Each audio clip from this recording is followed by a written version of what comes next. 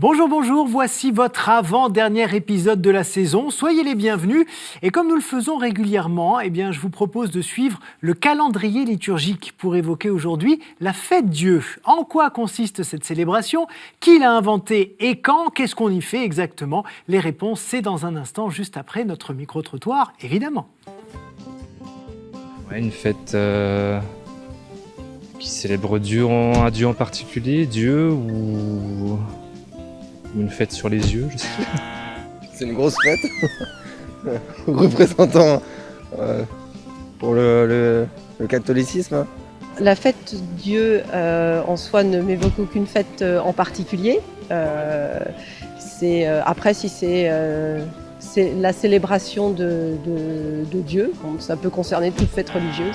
Pourquoi on fêterait Dieu selon vous?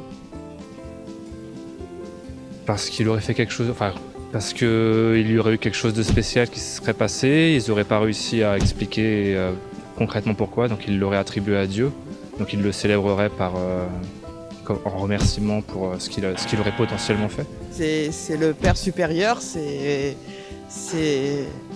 une gloire, je sais pas, tout le monde croit en Dieu, quoi. Voilà, donc qu'on le fête, c'est normal, voilà. Voilà pour ces réponses qui manquent toujours un peu de précision, il faut bien le dire. Alors je me tourne vers le Père Clasen. Bonjour. Bonjour. Qu'est-ce que c'est que cette fête Dieu? Alors c'est une fête qui arrive en effet en ce moment, c'est-à-dire le jeudi qui suit le dimanche de la Trinité. Et le dimanche de la Trinité suit celui de Pentecôte. Alors en France, c'est devenu un dimanche. Oui. Voilà, donc, mais dans les autres pays du monde, c'est le jeudi qui suit. Peut-être par allusion au jeudi saint. Ouais. Qu'est-ce qu'on y fête précisément dans cette fête Dieu? On y fête justement la présence du Christ dans le corps et le sang de l'Eucharistie. D'ailleurs, ça s'appelle aussi la fête du Saint-Sacrement, et d'autres. Ou corps et sang du Christ, etc. Alors, mais pourquoi on célèbre le corps et le sang du Christ alors qu'on le fait finalement tous les dimanches à la messe? Oui. Alors historiquement, c'est parce que cette fête s'est imposée à une période où il y avait débat. Il y a toujours eu débat, querelle, doute sur la présence réelle du Christ. Et on est dans une ambiance à cette époque où il y a plusieurs causes qui vont occasionner le désir de cette fête. Premièrement, les gens ne communient pas, et la messe est une affaire de clergé. Et donc, la pastorale va tout miser sur le voir Jésus, c'est-à-dire une participation sensible malgré tout, puisque la messe était dite par le clergé dans une langue que les gens ne comprenaient plus, et souvent derrière des cloisons, dans ce qu'on appelle le chœur clos. Et donc, c'est la présence du corps et du sang. On y insiste, quoi. Et puis, il y a un miracle aussi qui a institué cette fête. Ça a été l'occasion, oui. Alors, il y en a eu plusieurs. Ouais. Mais d'abord, il y a eu, à l'époque, une iconographie concernant un miracle qui aurait eu lieu bien avant, avec le pape Grégoire le Grand, où on voit le pape Grégoire célébrer la messe et le Christ lui apparaît. Le Christ en personne, si j'ose dire, apparaît devant l'autel.